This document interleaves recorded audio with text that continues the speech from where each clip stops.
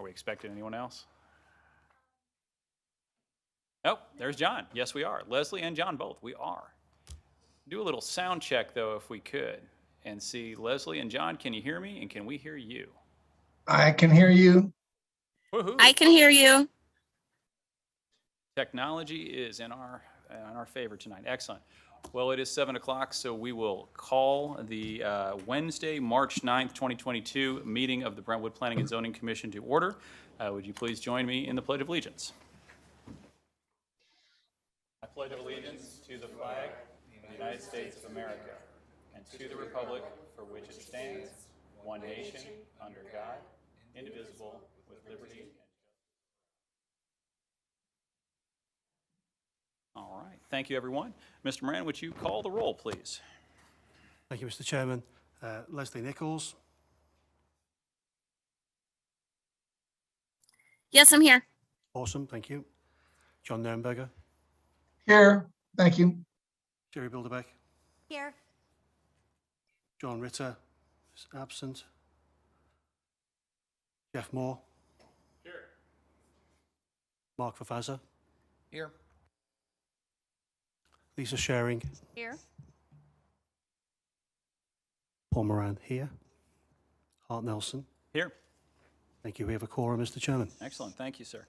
And the agenda has been distributed. Any objections to approving the agenda by acclamation? Seeing none, the agenda is approved. The minutes from our February 9th meeting have also been distributed. Are there any corrections, changes, or alterations? If not, any objections to also approving the minutes by acclamation? And seeing none, the minutes are approved. Next item of business is citizen comments. If we have any citizens wishing to address the Planning and Zoning Commission on issues that are not on the agenda this evening. Seeing none, we will move on. Old business. We have no old business, but we do have new business. So we will move on to 22005, a text amendment amending section 400.1400, conditional uses of the urban district to include facilities used for animal rescue, shelter, and adoption, including the provision of related services for those animals, such as veterinary care, pet owner resources, support, and educational programming. Is the applicant here? And please approach, state your name and address, and tell us about your proposal, if you wouldn't mind. Good evening. I'm Sarah Javier, and I'm with the Animal Protective Association of Missouri, 1705 South Hanley in Brentwood. My name is Tracy Papilla. I'm an attorney with Cape Sokol. My address is 8182 Maryland Avenue. And if you will bear with me, I think we've got a PowerPoint presentation that I will get started.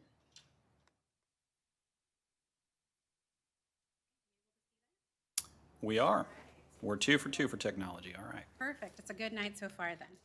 So as I said, I'm Sarah Javier with the APA, and I am the president and CEO. So I'm going to tell you just a little bit about the APA and then turn it over to Tracy.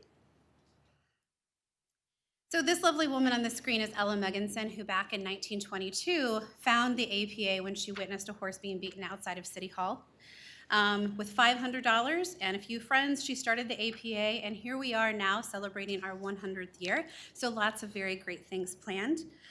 Our entire mission is centered around bringing people and pets together. And since she founded us back in 1922, we've also been bettering the lives of pets throughout our community. We have inclusive, community-focused programming and respond to the needs of our community. So we'll talk a little bit about that. Here we are, our location at 1705 South Hanley. Relationships are at the center of everything that we do. And as I said, we have a responsive approach to the community and the programming that we provide, and we help thousands of people and pets every year. I have quite a few pictures here that kind of depict the programs that we offer, so I'll walk you through those. In the upper left, you'll see a wonderful family that's just been completed through adoption. We have 3 main pillars, with adoption being one of them, wellness being another, and education being our final one. Every year, we help nearly 5,000 families through pet adoption and help those homeless pets find wonderful homes. In Brentwood alone, in the last 5 years, we've had over 1,000 adoptions to Brentwood residents. When people think about pet adoption, they think about the APA.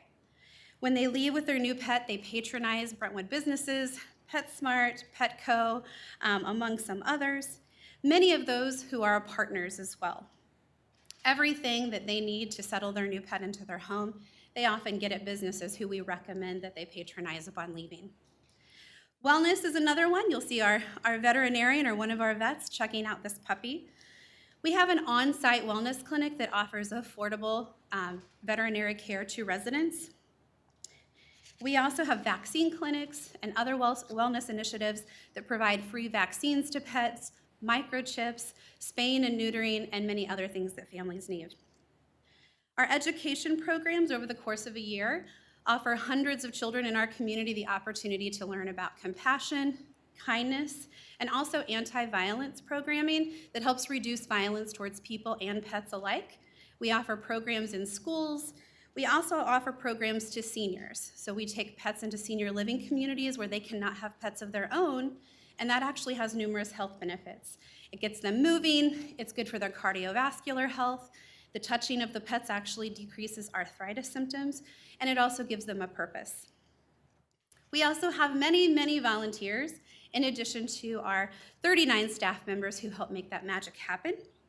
They walk dogs, they help with dishes, they do laundry, they foster, and here in Brentwood we have 108 active volunteers that make this work possible. We also have many corporations and businesses who come to help us out. You'll see Purina here, who's a huge supporter of the APA, provides all of our food, all of our litter, as well as financial support. We also have relationships with PetSmart, PetSmart Charities, Banfield Veterinary Foundation, Worldwide Technology, Enterprise, Gene Dell Printing, ArtMart, and many, many more. We also provide additional programs to help support the pet owner relationship. So we have programs that help people who have a hard time affording veterinary care, such as a surgery or something that's more expensive. We help offset those costs for people who have that financial need to do so. We also have a program which is the only of its kind in St. Louis that was launched in the 90s called Safe Care that actually helps victims of domestic violence get to safety by caring for their pets while they get stabilized into a new home, and then we reunite them.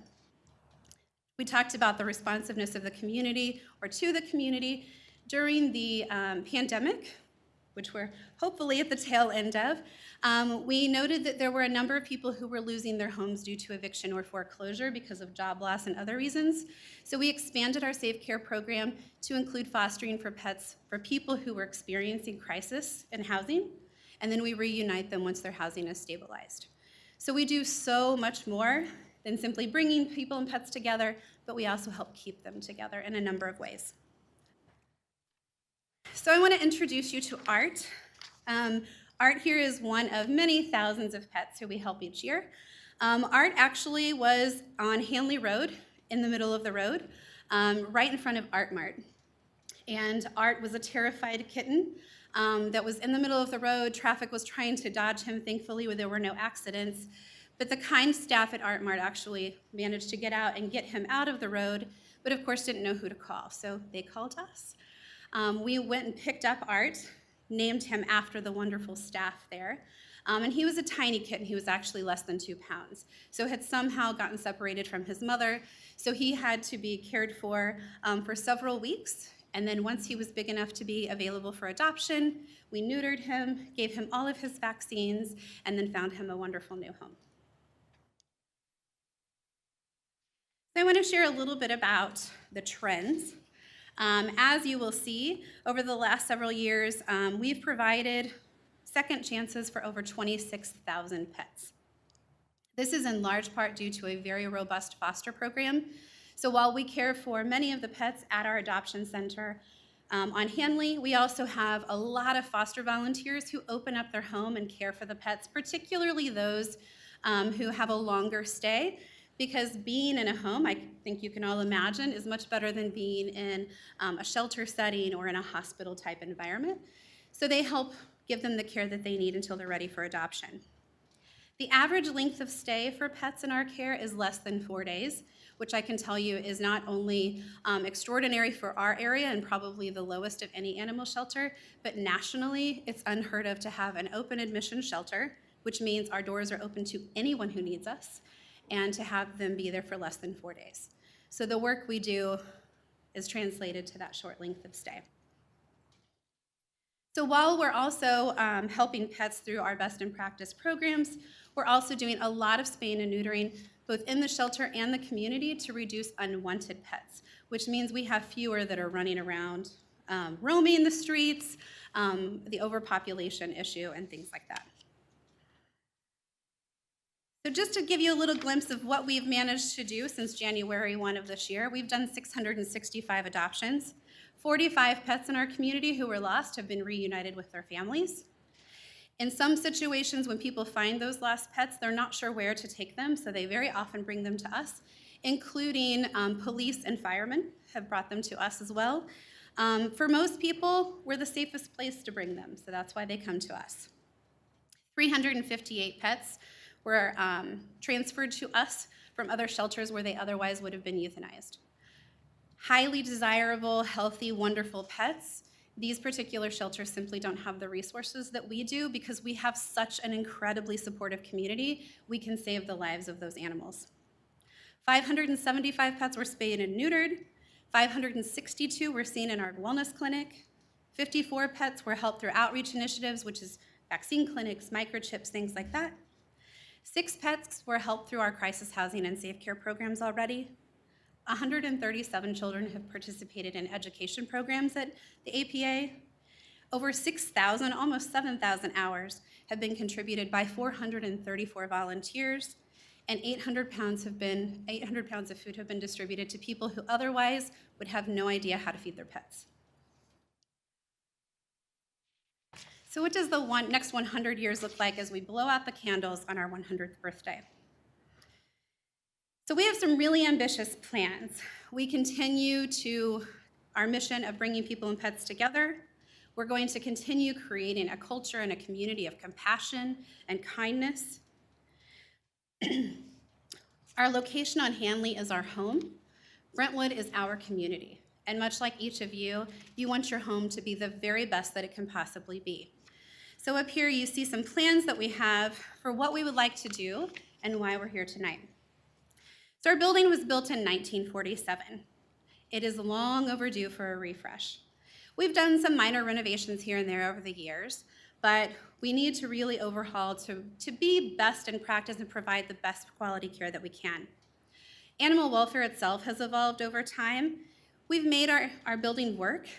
We care for pets, in the way that they need to be cared for, but this renovation will enable us to update our infrastructure, our efficiencies. It will also improve the quality of life for the pets while we care for them. It will reduce illness. It will improve safety for people and pets. It will improve the customer experience, as well as the experience for our employees and our volunteers. What we would like to do is add a second story to our building to make it possible for us to move our existing offices up, making it possible for us to make our entire first floor exclusively for animal care. Ms. Hyder, just a point, if I could, for clarification, though, just to make sure, and with staff, tonight what we're looking at is the change in the text amendment, though, correct? We're not looking at the site review. Correct. Gotcha. Just making sure. So this But is I'm your telling longer-term you, plans? Yeah, I just Gotcha. wanted to explain why this matters and Understand. why we're asking for your help. Just wanted to make sure that was clear for Yeah, everyone. I appreciate that. And if there's any questions as I go, I have a tendency to speak fast, so please stop me. So by making the first floor entirely animal care, we will be able to add quarantine spaces, which if the last 2 years have taught us nothing, it is that we need quarantine spaces to prevent the spread of illness. And we need small spaces so animals can recover and be their very best and very healthiest so they can find wonderful new homes. We're also going to add a state-of-the-art surgical suite that has 2 surgical areas in it. Currently, we are doing all of those spay and neuter surgeries that I told you about in a room the size of a walk-in closet. So just imagine that. Very tiny. When the building was built, we were serving hundreds. Now we're able to serve many more thanks to our community and fosters. So with this first floor, we'll be able to add those surgical areas. In anticipation of this project, we have raised several $million to complete this project. We're ready to proceed. We just need your help moving forward. So now I will turn it over to Tracy, who will talk about the legal stuff that I save animals. She can do this part. Thank you, Sarah. So I want to talk about the need for the text amendment. As you pointed out, I mean, this is the first step in order to get the necessary approvals in order to build the second floor that Sarah was telling you about. In connection with the application for the text amendment, we have filed an application for a conditional use permit and also an application for a variance because there needs to be a variance with respect to a side yard setback. The APA currently is a legal non-conforming use, so it needs to be a permitted or a conditional use to make the proposed renovations that Sarah was talking about. As you most likely know, the APA property was rezoned from light industrial to urban development in 2017 to facilitate the development of the Town Place Suites. In connection with that rezoning, the APA did request at that time an amendment to the urban development district to allow pet adoption centers as a permitted use. And that was not approved, so we're back here now asking for it to be a text amendment to allow it as a conditional use. I do want to point out that the change from light industrial to the urban development district, it did not change the APA status as a legal non-conforming use. I also want to point out that although it was noted in the 2017 staff report that the APA had no current plans to expand, the report did state that the APA contemplated expansion in the future when that zoning change was made. And to that end, the 2017 staff report indicated that the purpose of the rezoning request to UD is to accommodate the hotel project proposed by EQH Brentwood LLC and future plans of the APA Adoption Center. Although the APA Adoption Center does not have current plans to expand, they are interested in a rezoning from LID to UD to allow for additional or an expanded array of uses for their property, which would be regulated by future site plan approval. Notably, that staff report from 2017, with respect to the city's comprehensive plan, it stated, staff is of the opinion that the proposed hotel use and the existing pet adoption center use are consistent with the comprehensive plan, the regional mixed use land use category, and the existing land uses in the area. So talking a little bit about the specific requested text amendment. As I indicated, it is for a conditional use. It would amend section 400.1400 of the zoning code related to urban development, section C, which relates to conditional uses. And as the 2022 staff report pointed out, the language is very narrow, which would cover just the existing uses that are currently being made of the property. It would allow for, as a conditional use, animal rescue, shelter, and adoption, including the provision of related services for those animals, veterinary care, pet owner resources support, and educational programs. Use is consistent with or similar to uses in the surrounding districts. Taking a look at the little clip of the Brentwood zoning map that's up there. So the APA is located in the green area. That is the urban development district. It is bordered to the north by the planned development overlay district in blue, and to the south is the light industrial in the purple. So taking a look at uses in those surrounding zoning districts, pet shops, pet sales, food and supplies, and veterinarian or animal hospitals are permitted uses in the planned development overlay district, which the APA property directly abuts.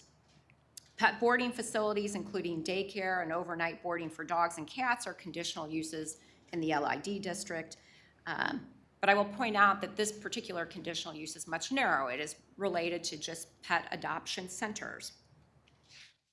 It's also consistent with the urban development district, which the purpose of the UD district is to encourage the development of multifamily, residential, retail, or office uses, or a combination thereof, and to foster coexisting mixed uses in the best interest of the city including facilitating the development of multifamily residential, retail, office, and light industrial uses.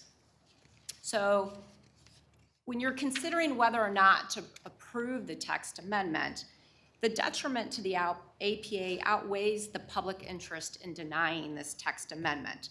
As Sarah indicated, the APA has operated as a pet adoption center at this location since the 1940s. This building was built to serve this purpose. It's uniquely suited for use as a pet adoption center.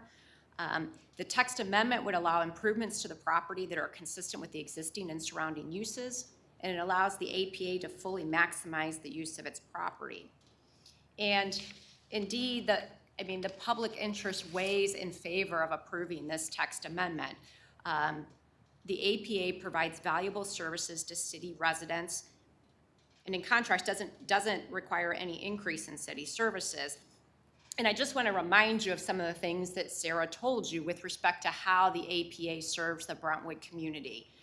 1,013 adoptions to Brentwood residents. The APA brings customers, the people who adopt pets, to Brentwood businesses. Their on-site wellness clinic provides affordable veterinary care to Brentwood residents. The APA provides programs to Brentwood senior communities, and 108 Brentwood residents volunteer at the APA. So we are respectfully requesting that you recommend approval of the text amendment, and if you have any questions for me or for Sarah, I'm more than happy to answer those. And we may hear in just a second. We normally go to staff reports, so I'll ask Okay. Ms. Kelly if she can do that, and we will do that. Just actually, I have one real quick question off the top, though. I do believe, so I remember this case, at least when we were looking at the hotel in 2017, I think that was correct. So our comp plan, though, was 2018. So I know that the staff report on there was looking at the old comp plan a little bit, but I have a feeling it would probably be the same conclusion. So we'll hear about that. So thank you so much. Ms. Kelly.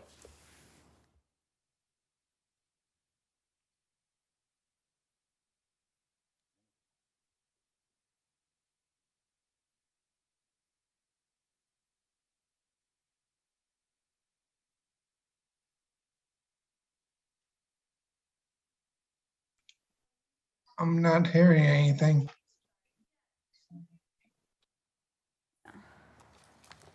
You have to turn off Working the on it, click John. share. Yeah, Turn it off. yeah, There we go. Am I out? yeah. Looks Done. good. Okay. Whitney Kelly on behalf of the city of Brentwood. As the applicant has indicated, this is a text amendment amending ordinance section 1400C, conditional uses of the urban district to include facilities used for animal rescue, shelter, and adoption, including the provision of related services for those animals such as veterinary care, pet owner resources, support, and educational programming. The property, and I'll try not to repeat too much, the property was rezoned from LI to UD district in 2017. Pet adoptions were not a listed use, so they are illegal non-conforming. And at the time, in 2017, the request was to include them as a permitted use in the UD district. And the vote at the Planning and Zoning Commission was 6-6, and ultimately it was denied at the Board of Aldermen. I think the discussion there, from what I can remember, or looking at the video or discuss, was a concern as it is a permitted use. Would it open the door to other users and without it much control? And therefore, they are requesting now to include it as a conditional use. Therefore, the board and the Planning and Zoning Commission could include specific criteria in any approval. They are seeking and would seek to renovate the existing building and add 3,224 square feet for their expansion, which as a non-conforming use, they, based upon previous discussions, we all know that they shall not renovate, remodel, or rehabilitate to an extent greater than 50% of its fair market value, and cannot increase, expand, or enlarge the intensity, create more intensity. So The comprehensive plan included as part of its city's vision for this area that it would continue to redevelop and transition from light industrial to more mixed use, urban district, planned development overlay district, and retail and multi-use residential districts, and for which much of the area has since been rezoned to planned development overlay. Because they are seeking to expand their current existing facility, they are now seeking the text amendment in order to facilitate the conditional use permit. So we would include it as number 10 here under the district conditional uses to include and specify that it is for animal rescue, shelter, adoption, including the provision of related services for those animals such as veterinary care, pet owner resources, support, and educational programming. And we kept the language very tight so it would only allow this, and any similar use would still have to come through for a conditional use permit. We believe that this language would not cover other animal-related uses that might not be considered compatible, and as a result would not otherwise allow that the zoning district, other uses within the zoning district, and the amendment would not open the door too widely, which I think was a concern prior. And that the board would be able to provide operational and structural requirements to mitigate any efforts such as noise from barking dogs and that kind of thing. And should a conditional use permit not act appropriately or not meet the findings of the conditional use permit, then the Board of Aldermen would ultimately have the right to rescind that use. Therefore, we feel like the conditional use permit was the appropriate spot for this location, for this consideration. So, if the board feels that there are sufficient, that they feel like they can provide sufficient criteria and requirements to mitigate any concerns for such facilities, they should approve it, make a recommendation to approve the text amendment. If not, if you feel like the compatibility of pet boarding with high-density residential, as the comprehensive plan foresees this area going, they should make a recommendation to deny. That would affect their ability to expand, but it would not change their existing regulation at the current moment, yeah. So, I'm available for any questions. We'll open up for questions for both the applicant and staff here, but just one question for the applicant, if I could. I understand, if I recall correctly, you have a new contract with St. Louis County. Can you tell us how that might affect, if that's correct, how that would affect your operations at this particular location? So this location actually won't really be affected. We are governed by the Department of Agriculture, so we have a limitation on the number of animals that can be in the shelter at any given time. Mm-hmm. The contract with St. Louis County is actually a really great thing for the animals in St. Louis County. We will be managing the Bauer Boulevard location that St. Louis County Animal Care and Control currently works out of. So adoption for those animals, as well as animal care and veterinary services, will occur out of that location. Thank you very much. I do believe it's very complimentary to the other businesses. I appreciate that. But do you want to open it up for other commissioners if you have questions for staff or for the applicant? Ms. Bilderbeck. Thank you, Mr. Chairman.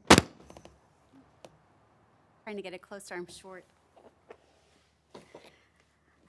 So, one thing, just in case anyone wanted to nail this down a little further, it's possible that on the item in red that would be the addition that's proposed as the text amendment, item number 10, it could possibly be tweaked with the wording to make it so that it has to include, if it's going to include, it has to include multiple things rather than just one thing, the way that I read it right now.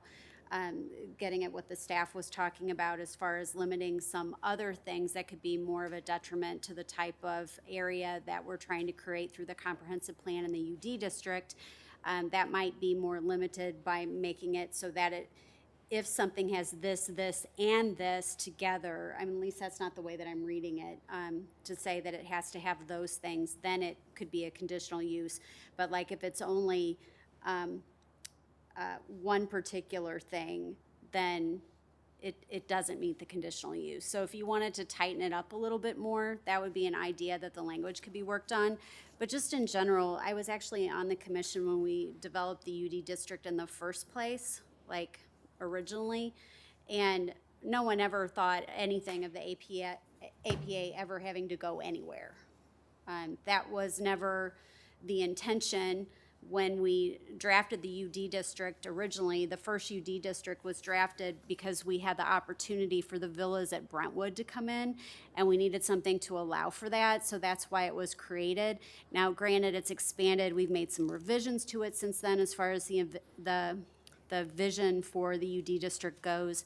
But in all the conversations that we've had with the mixed-use concept, to me, in the comprehensive plan and in the UD district, I don't view, even though it's not written in here, this type of a use being incompatible with that. Actually, I mean, we talk about a lot of personal services.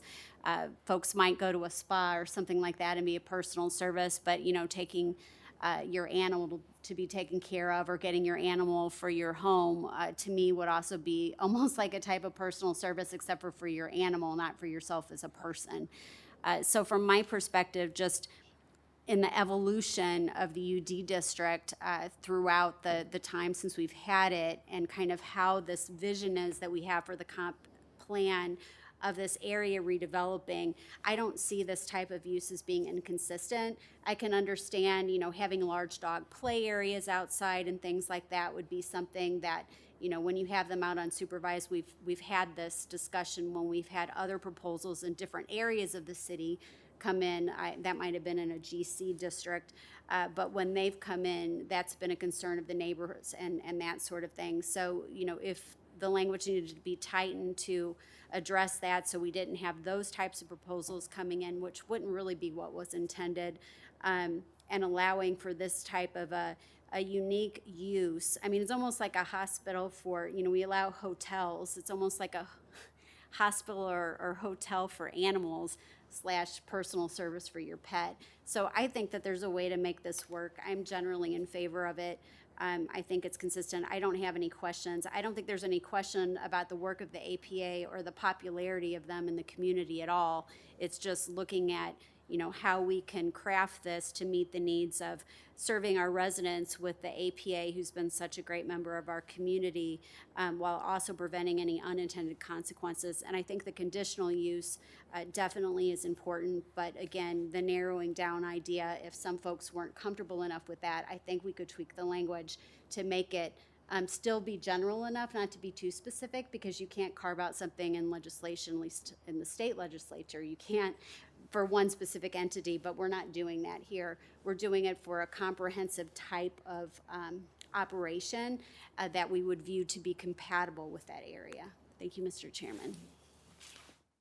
Any other questions from commissioners? And I do want to have Mr. Moran first, and Thanks, we'll Mr. take a look Chairman. online. Is the APA a 501c3? We are. Okay, so you could maybe put that in the language if you wanted to narrow it down, just maybe. Do you expect the expansion of the building, what kind of impact do you think it'll have? You've got 39 staff, 108 volunteers. Are you going to need a load more parking? Is there going to be way more traffic or anything like that? What do you estimate the impact is in terms of humans, two-legged people in the building, not four-legged or whatever? So in terms of parking, if I don't answer your whole question, let me know and I can try to hit all of those. So in terms of parking, we have more than enough parking. When we were looking at these plans, we actually made sure that our contractors looked at that. So we are well above where we need to be. This will not actually, while we may add additional humans, we don't expect that a ton of people will be added, first of all. This is just taking our existing office space and moving it up so we can enhance the quality of care that we provide to pets. Fortunately, one of the bright things that came out of COVID is that we have created a flexible working environment for all of our employees that have the ability to do so. So we have a number of people who either work at home full time because we implemented all of the technology needed to make that possible, or we have people who office share and may, take turns being in that space. When we do the second floor, we actually intend to create it to where it is more of a drop-in, an environment or an office environment matching that flexible work approach. So to that, I don't think that it will actually impact a whole lot at all. What it will do for us is it will help us provide better medical care to pets because we have many pets who otherwise would be euthanized that we're able to do so much for. Some of them we take from other shelters when we have the ability and capacity to do so. So we're saving lives in that. So this renovation will help us save lives, it will reduce illness, and it will help us find homes even faster for pets who need it. Just want to remind, though, that we aren't looking at the cup or the remodel tonight. Absolutely. This is just about the text amendment, so I just want to be clear about that. And just one Mr. Moran? final comment. Yes. Far be it from me to tell the CEO and the attorney on how to present their case, but it would have been a little bit more compelling if art had made a personal appearance. You know what, I did offer to bring puppies. I put the kibosh on it. She thought that it would be a bad idea. But I will tell you this, we love having visitors at the APA, and we are just a short distance away. So even if you want to pop by on a lunch break or walk through, I would love to give you a personal tour, and we can absolutely make arrangements for puppies or kitten cuddles while you're there. Thank you. Thank you, Mr. Chairman. Old dogs need love too, Paul. Do we have any other questions or comments from commissioners? Mr. O'Keefe, yes.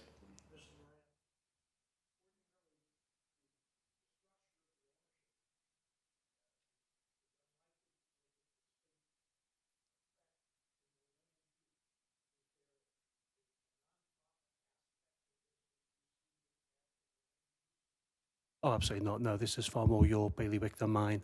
When I heard how to narrow down the description of the structure, I threw that in as an idea. It was clearly a terrible idea.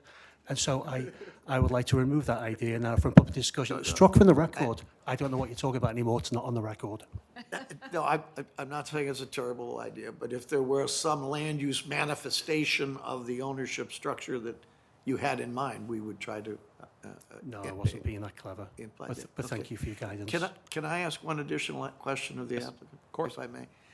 Do you limit your services to domestic pets as opposed to exotic animals or zoo animals and that sort of thing? We do. So we are actually governed by the Department of Agriculture, and our license is only for companion animals. So dogs, cats, we do have pet bunnies, so domestic bunnies, guinea pigs, hamsters, ferrets, and things that you would have in your home as a pet. We actually yesterday did have, I believe it was a resident who brought us an animal she found on the side of the road, which we were not able to accept. However, we were able to make some phone calls for her and give her some resources so she did know an appropriate place to take that animal. So if this were written in such a way as to exclude exotic animals or farm animals, so we don't have giraffes or whatever else, that's of no consequence to you, that's of no concern to you? It is not. We have had, in my time there, which has been roughly 6 years, we have had a chicken and a pig, which we did quickly find homes for, but we have had people bring us pets that if we do not have the expertise, then we do send it to a more appropriate Okay, rescue. I just want to know if we rule out giraffes. we're No okay. giraffes. Okay, I thank you. will tell you though, in our history, since we are 100 years old, a long time ago, I'm sure before any of this zoning, we did have a tiger that was kept, and we did work with the zoo to help rehab some animals. We don't do that now. Good, thank you. We will not be doing that. Which the residents of Brentwood are probably very thankful for. Ms. Nichols, Mr. Nurnberger, any questions? No, sir. None for me. All right. At this point, then, the chair would obviously entertain a motion if there is one to be made. Ms. Bilderbeck. Mr. Chairman,